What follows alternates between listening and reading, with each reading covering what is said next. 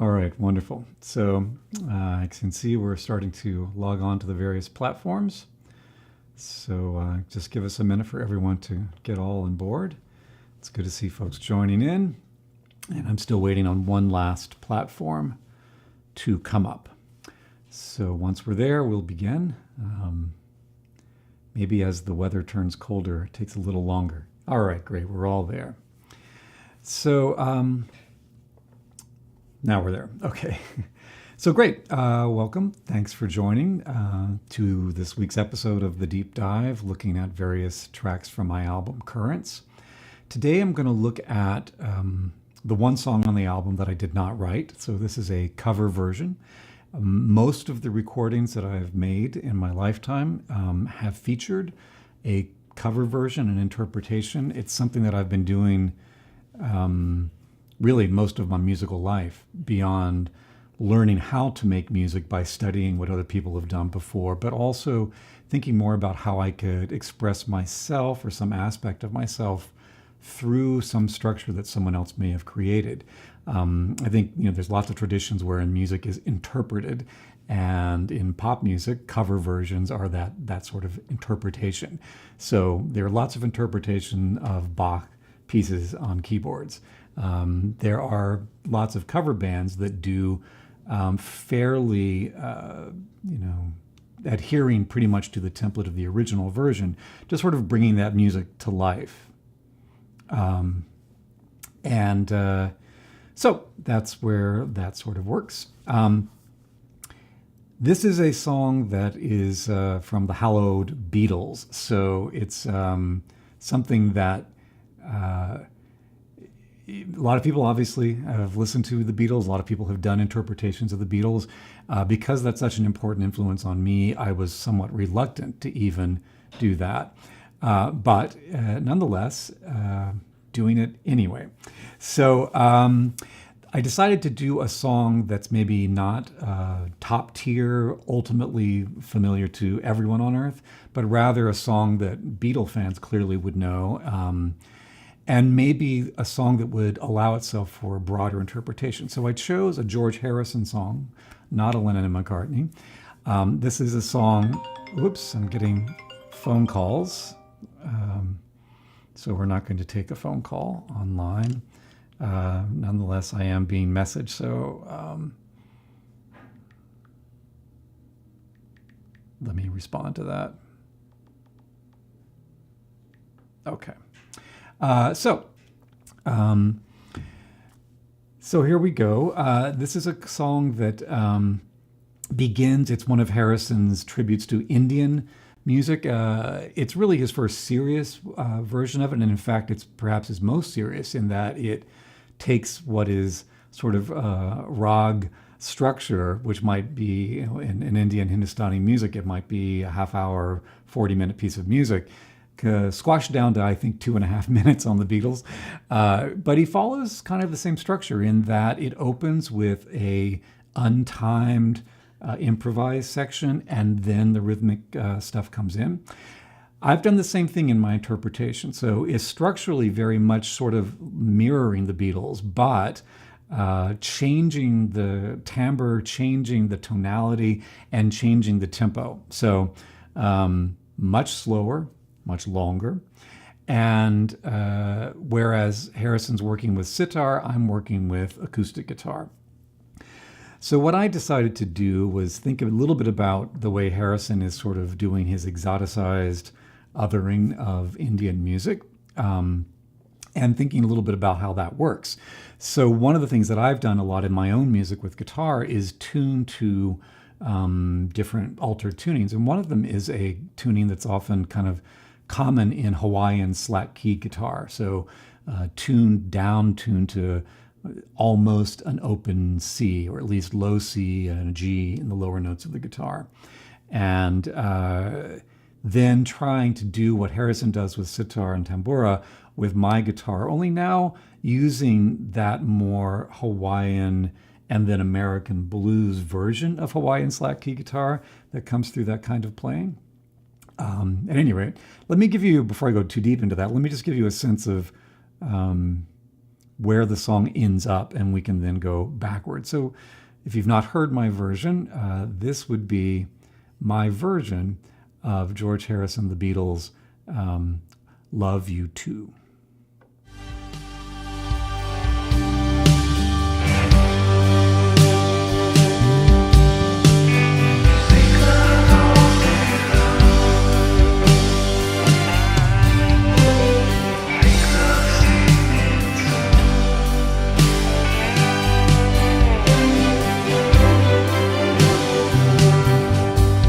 Those people standing round will screw you in the ground. They'll fill you in with all their sins you'll see.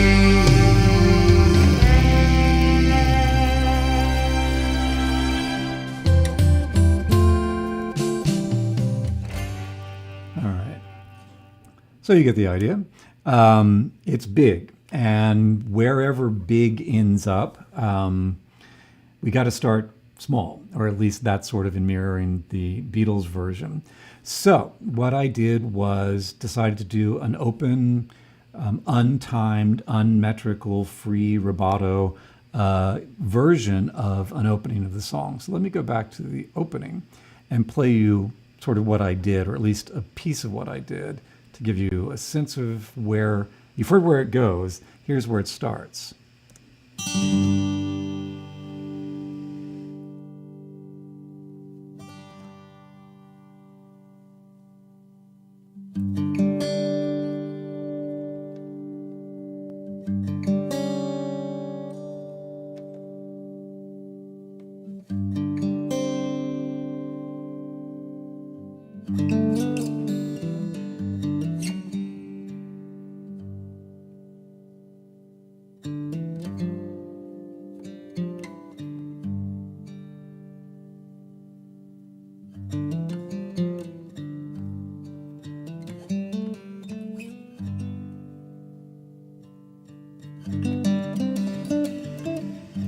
So you can hear that it's not Indian, but it is sort of following the loosely timed kind of approach.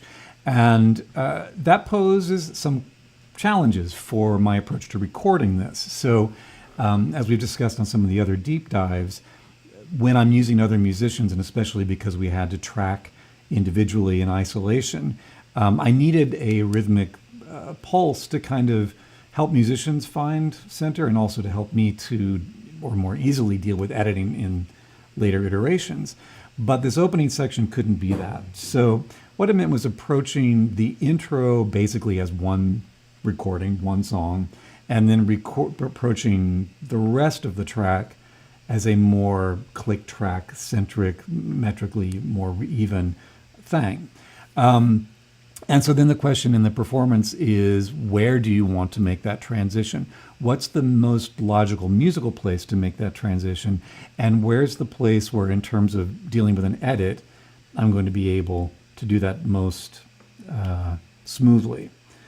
Backtracking a little bit, that's in one of the challenges would say, let's say I had recorded the guitar intro with one guitar on one day and one mic setup, and then come back and recorded the other parts later.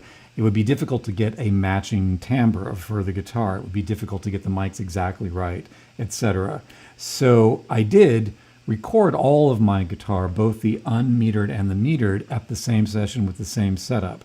In fact, I think I did it in reverse order. I tracked the section that had the click track first, and once I felt like I had done that, then I was like, cool, now let's just let this keep rolling, and I'll play a little intro and fly that into the beginning of the song. So that's essentially what you're hearing.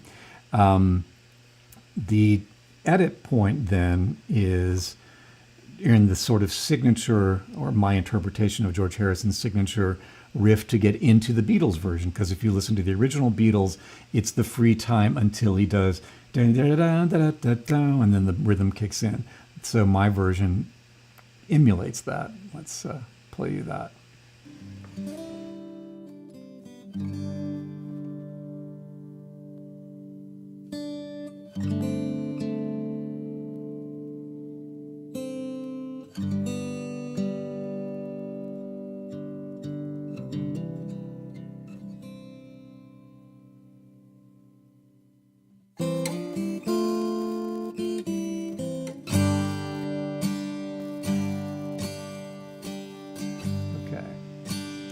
So da da da da ba da da boom, and that's where the edit point would be.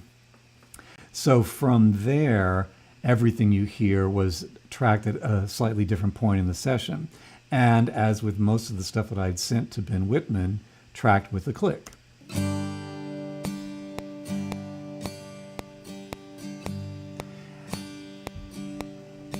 As I've talked about this in some of the prior deep dives, I program tempo shifts into the click.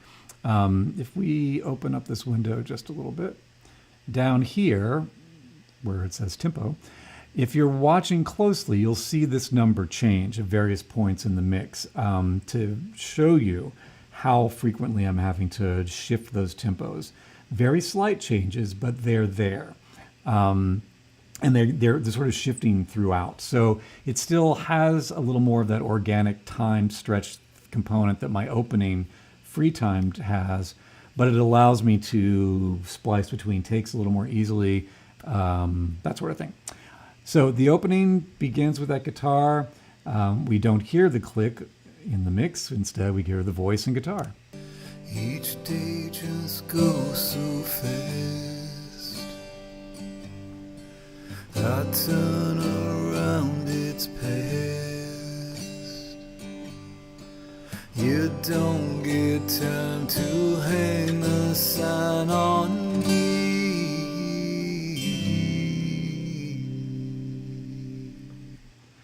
And using Harrison's melodic thing, my next cue is going to build. So we start that small. You've heard where it goes, big sound. So I decided to do it just kind of not breaking any new ground here, just adding instrumentation as we come through. One question then is drums. They're really powerful. They're going to take over the room when they come in. When do you want them to come in?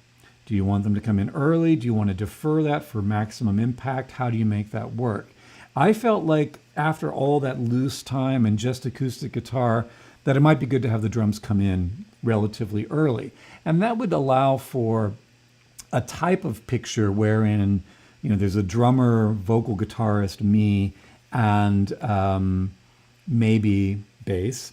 Kind of make it maybe a small group that's got an acoustic sound but amplified in terms of fighting the level of all the drums. Not yet full blown out rock epic, but something maybe a little more intimate, or as intimate as you can be with the drummer playing fairly, energetically, even though he's not going to play a lot. He's playing with a lot of energy in the attacks. So that's what you'll hear. So once we get to this point, we'll hear the signature riff, and then...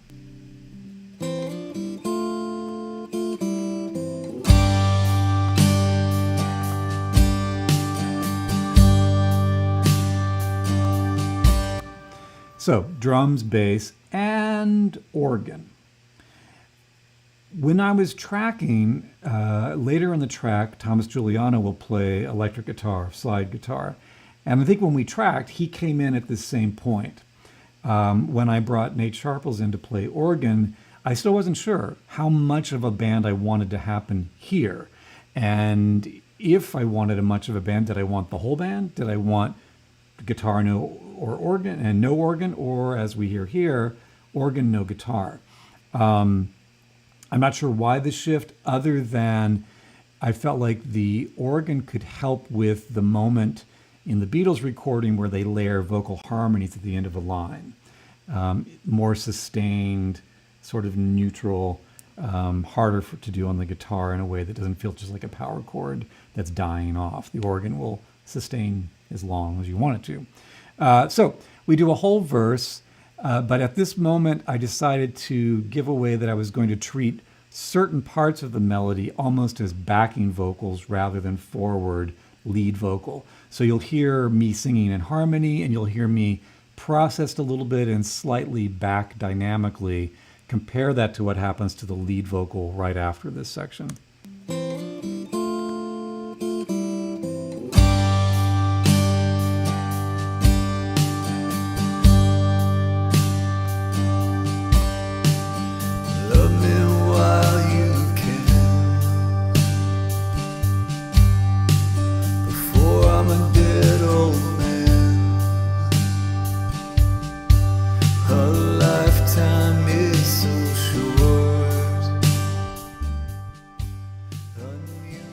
Of course, I'm not really showing you what I meant to show you. It happens later in the song. But we're basically hearing the version of a rock band, but without the guitar. And if you know the song, we know we're coming to yet another one of those breaks, slower moments. Pausing, not so much the tempo, but pausing the energy, taking a breath. And that's where I decided to make the most dramatic shift. So we were about to hear the entrance of the electric guitar in tandem with a string orchestra. So as some of the other tracks have on them, and as I've done a lot of my other work, I have a string orchestra happening as well. So I felt like the organ was a way of making it a little bit bigger without making it a lot bigger. Whereas when the electric guitar comes in, I think you definitely hear it. The next question was how to get the orchestra in. Did I want to have the orchestra come pounding in, or did I want to somehow sneak them in? So I decided to sneak them in, and they're happening kind of doubling what the organ's holding, doing what the harmony vocals would have done, and then the electric guitar comes in on the downbeat.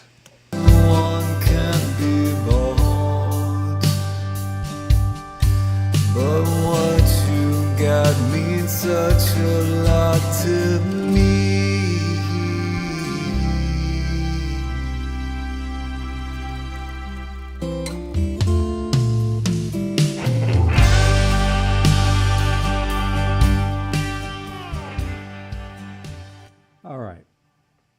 All right, so that's basically my approach to the whole thing. We're not even, or maybe we're halfway there. The orchestra is about to do something. And this is where I had the most fun, and in some ways the bigger challenge, which was I knew from the outset that I was creating an arrangement that was going to go from small to large. I had in my mind even composed what we're about to hear isn't really part of Harrison's Beatles version of this song. I composed a new little chord-based riff section that just gets inserted into the song. And I knew that I wanted the orchestra to really hit big there. So all along knowing that, I can imagine that the orchestra was going to emphasize my new little interlude riff, but built into that interlude riff was a long couple of bars. So you hear a little da-da-da-da-da-da-da-da-da. What to do in the da was left open. This all goes back to the method of tracking. So when I'm tracking, I have to leave that space. I know that that's going to happen, but I don't know what's going to happen in the space. Sent it off to Ben Whitman to play drums. So the first person to add anything was Ben. And I told him that this was sort of a moment that would likely feature the drums, maybe not entirely or exclusively, but mostly. So we get here, let me roll it back just a little bit, and then I'm going to solo up. Yeah, we're good. I'll solo up the drums, and you'll hear that Ben's approach is to play my little riff, and then it's drum fill time. Different approaches to drum fills.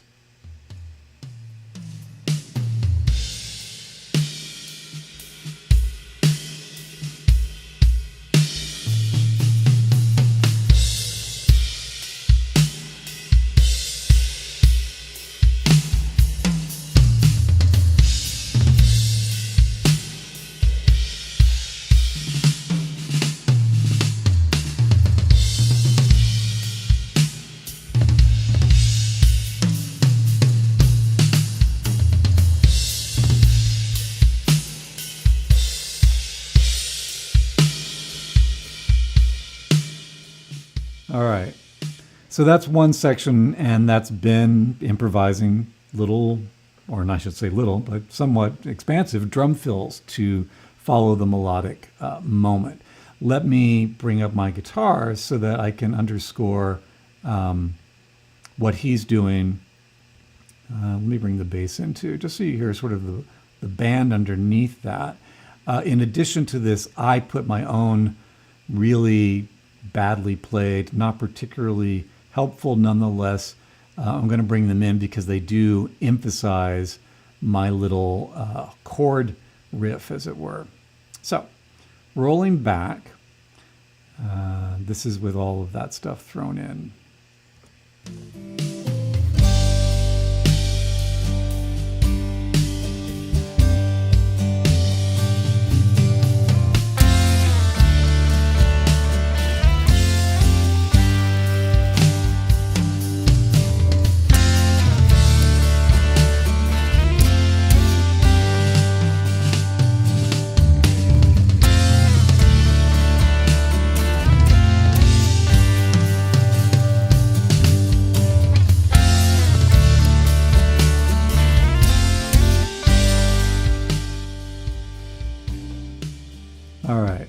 So that's kind of fun. For me, when I get a drum track back from Ben and I hear those sorts of moments, then that's very inspiring. And I think, okay, now I've got something really interesting going on. And what am I going to do to either not ruin it, not put so much stuff in its way that it fights what's happening with the drums? Is there a way for me to maybe bring out some things that I'm hearing in that drum? Melodies, rhythms, different things that might be suggested or outright stated by what Ben's done.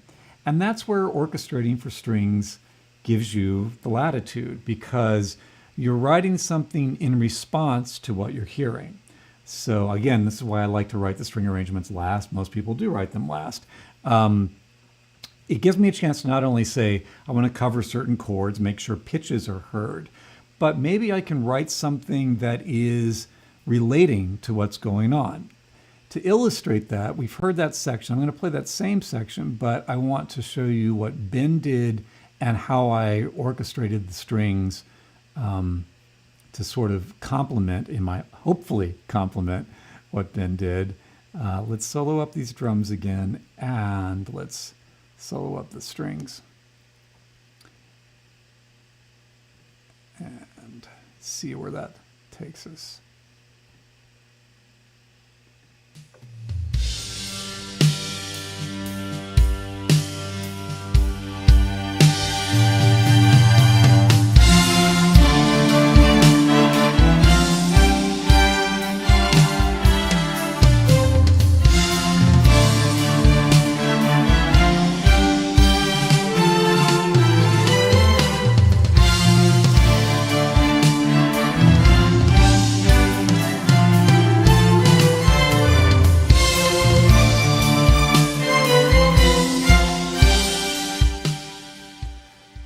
Okay, so the most fun moment in terms of orchestrating strings to drums is that section where Ben plays a hemiola, donk, donk, donk, donk, donk, donk, over, da, da, da, da, donk, donk, donk, donk, donk, donk, donk, donk. And I thought, okay, I'm going to make the orchestra do that too. On the page, it requires a whole lot of crazy bars and ties and things that make it look really challenging. But if you just say, no, just play with the drums, it's very easy. Here's let me take the drums out of solo and just listen to what's happening in the string arrangement and see, in a way, now that you've heard it a few times, can you imagine what the drums are doing? Are they still present in the string arrangement?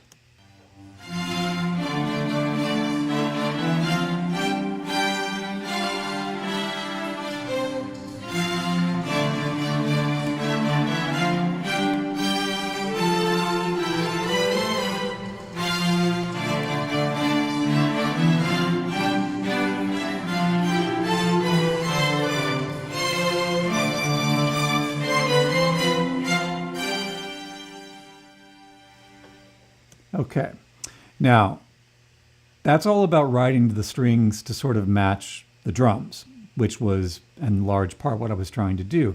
But the nice thing about writing strings after the fact is that you can then also reference things that other musicians have played. So right where we've stopped, I'm going to take us out of solo mode and hear the full thing, because now you'll hear the transition between what I'm doing in terms of writing strings to match drums.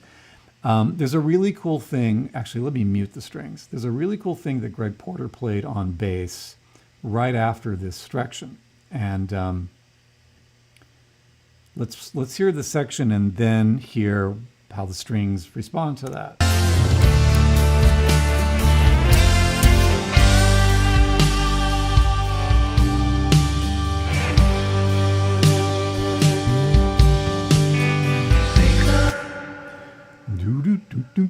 That's the thing that I really like. Now, what I wanted to do was bring the string arrangement so that it felt like the strings were not only responding to the drums, but perhaps responding to the bass, or even more fun, can I make it something where the bass appears to respond to the strings? So Greg played that part of his own volition while we were tracking early on.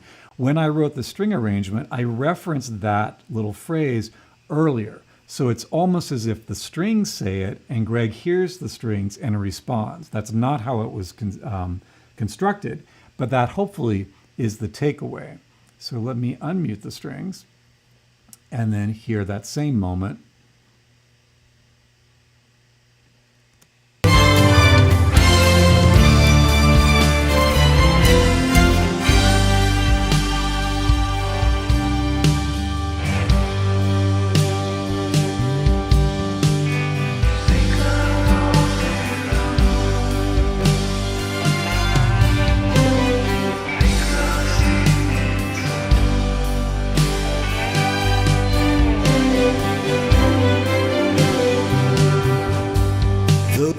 Okay, so I was actually talking about a slightly different section, but you hear that sort of interaction.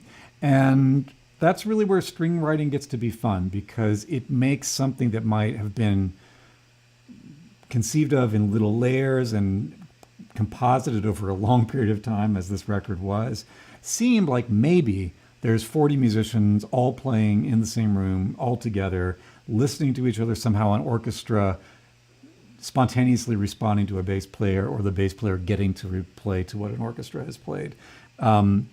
It's ways of tricking the listener into feeling that kind of organic musical interaction, even though the process, especially with this record, was really isolated and spread out and not responsive. You can respond to what you're hearing, but nobody that comes before you gets to respond to what you do after. So that's my way around it. I can write a string arrangement that creates the illusion of that kind of musical interaction happening. Okay, so then let's just showing you again. This is something that we've done before in the deep dives. My orchestral stuff is going on here. One difference note that I'm just looking at as I see what's being included here is I am actually using the complete set of microphones in both takes. So prior versions of Deep Dives, we looked at the way I record the strings. So a smaller section of 10 players that I then use 2 of their performances to create the sound of 20 players. Most of the time when I do that, there's a different configuration of microphones, some closer mic to various instruments, some just getting the whole picture of the orchestra. I usually have a hodgepodge, not all of the mics from both takes, but some close mics from my primary take and some of the more overview of the orchestra without the close mics in what I'll refer to as the doubled take.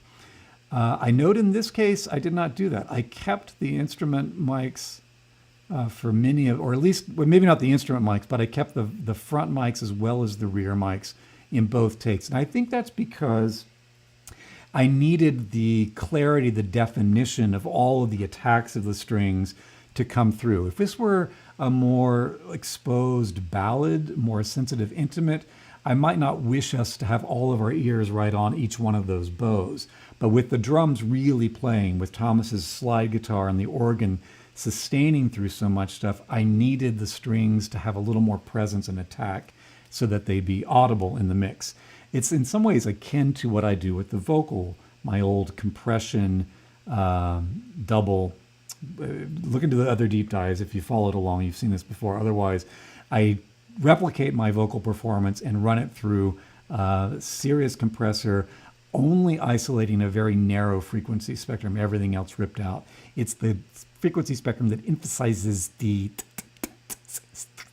parts of sound so that consonants come through a little more clearly. In a way, having a little more of the bow attack does the same thing with the strings. Looking at the drum track really quickly, same old thing that I do, which is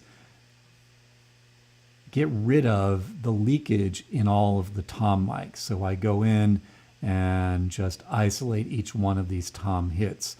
So if we're to solo up what happens in the toms, this is what you hear.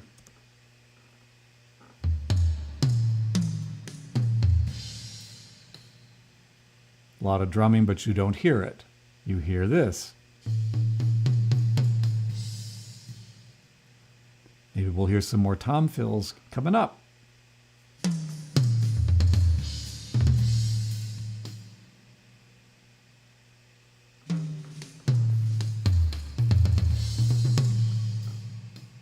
Obviously, he's playing the full kit, but we're only hearing the toms in isolation, which means that when you look at this, you can see there's large swaths where even though the drums play that second verse, he never plays a tom fill. There's nothing happening there.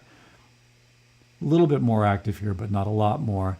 And then you can see there's a section here where the toms get much more active. And yes, that's much more like the section that we've heard before. In other words, structurally, I do that whole interlude that I composed. We come back in, we bring the band back in, and then it gets really quiet for just a bit. Let me get out of solo mode, listening to the track. They'll fill you in with all their sins you'll see.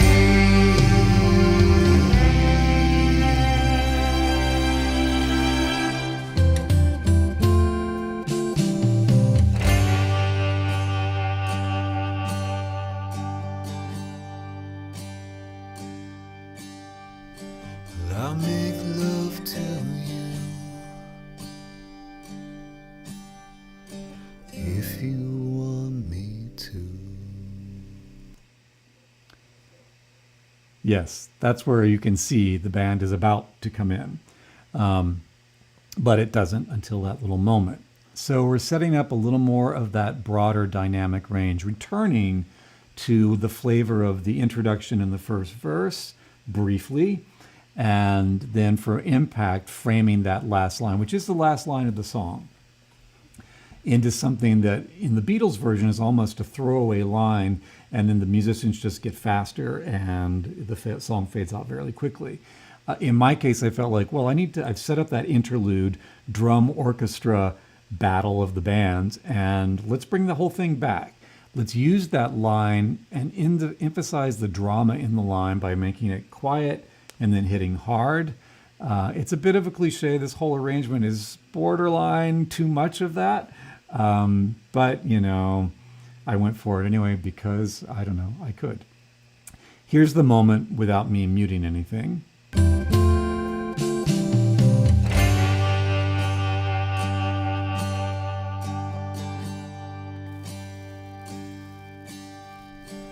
I'll make love to you if you want me to.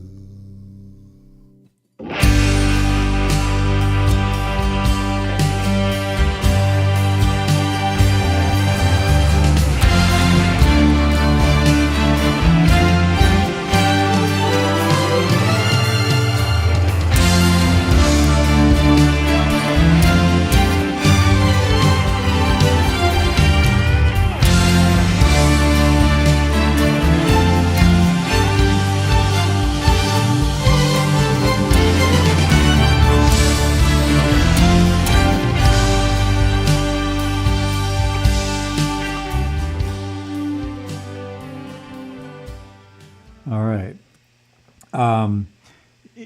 It's sort of and for me, it's like a chorus. We've done that thing. Let's bring it back. It's perhaps the most exciting or hooky moment in the whole song. So don't just let it happen once. So we bring it back. And then I guess that is perhaps a little more active than most orchestral parts have been on my stuff. Although I tend to write more active parts than many orchestrators do. In some ways, that's because of my insecurities as an arranger. I don't really know what I'm doing. I've been doing it for a while, so I think I know, or at least I know how to do it my way. But I think I'm always nervous that the string players are going to say, oh, yet another pop record session where we just play whole notes and it's just the same old chords and the same old. I want to give them, I want to see them sweat. I want them to work a little bit. I want them to feel like they're more engaged in the music making, and that if you challenge them to play melodies that maybe aren't an ease, a breeze to read sight reading, but like, oh, wait a minute, what is that? How does that work? What is that rhythm? What is that phrase? And also to say, it says to them, I don't think that your parts are secondary to be always in the back of the mix. I could substitute a keyboard, but I didn't. Rather, let's have them be making musical statements that are in the forefront of an arrangement or a mix.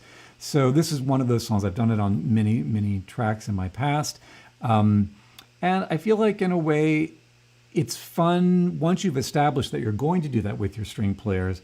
They come to the session knowing that there may be some lovely ballads they can play whole notes on, but that there will probably be something that they can also dig in and have to practice and feel good about. Hey, we pulled it off. That was really fun.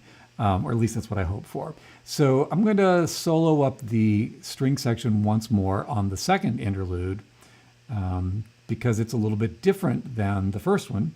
And in a way, again, it's mirroring some of what Ben Whitman has put down, but I think it goes a little further melodically than maybe the drums alone suggest.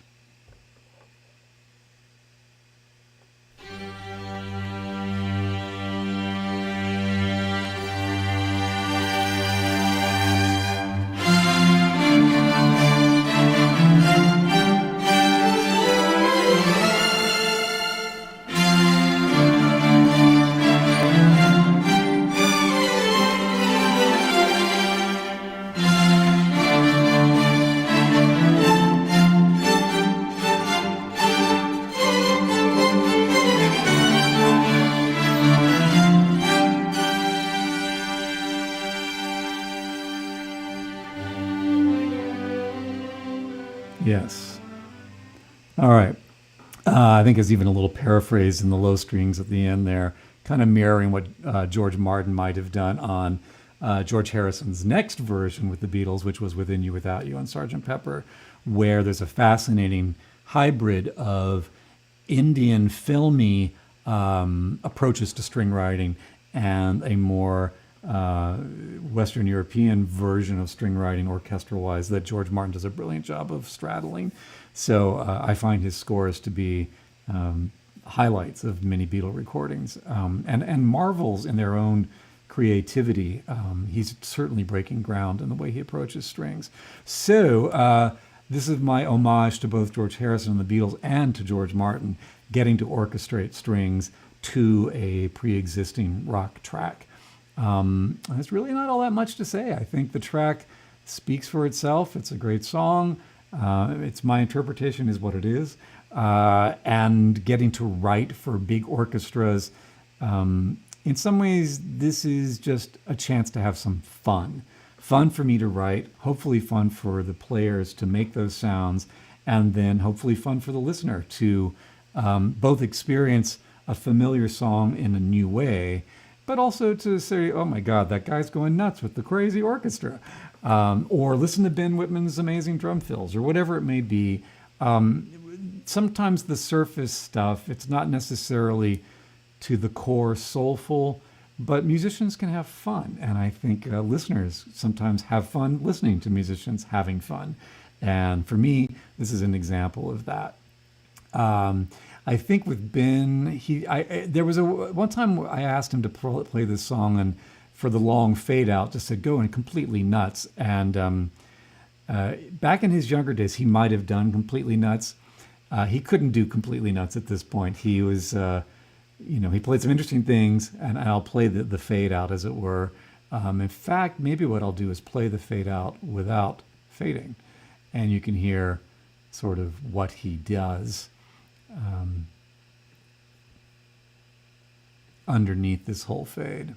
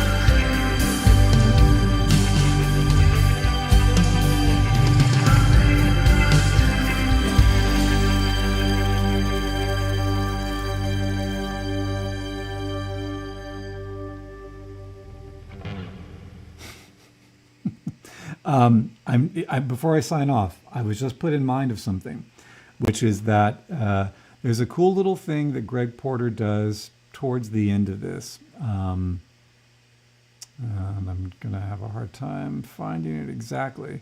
Let me mute the strings for a moment. And Greg goes way up the neck and plays this little figure.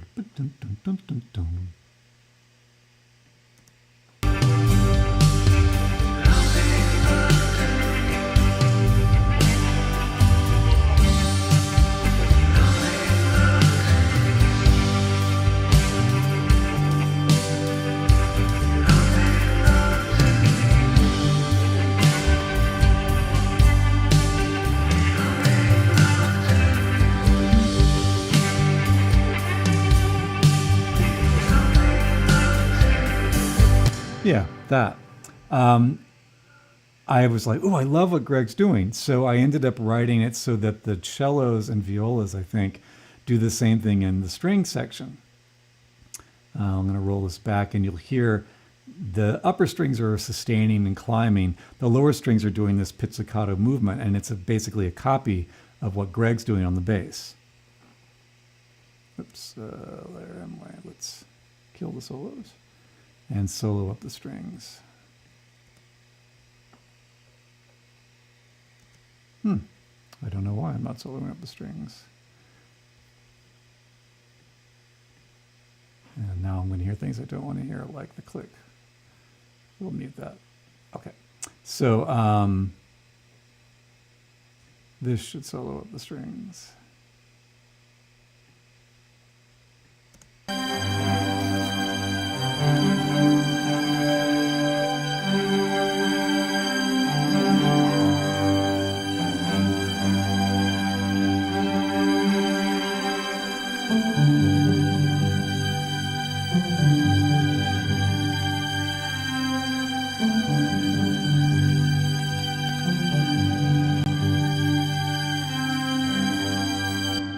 Now that's all well and good and ultra creative and really fun.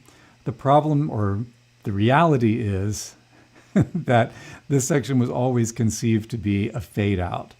And as I was saying, if we read the automation on the stereo out bus, we'll know that by the time we get to all that fancy cello pizzicato moment, this is really all that's left of the fade.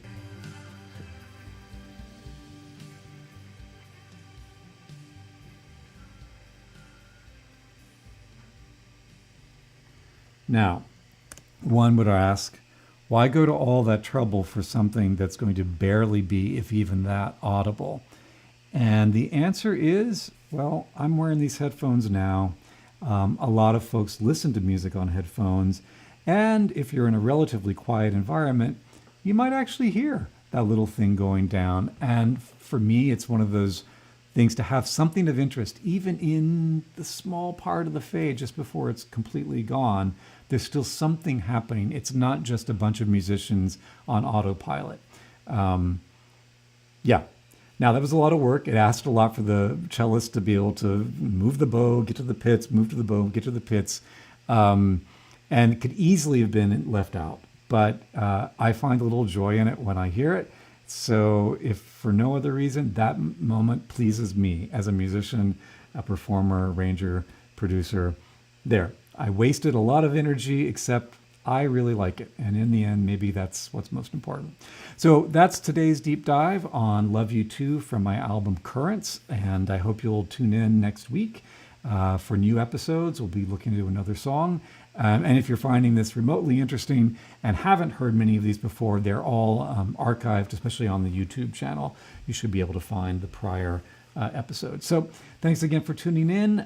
Let me know what you think, and hope you all have a wonderful week. Thanks again. Take care, everyone. Bye.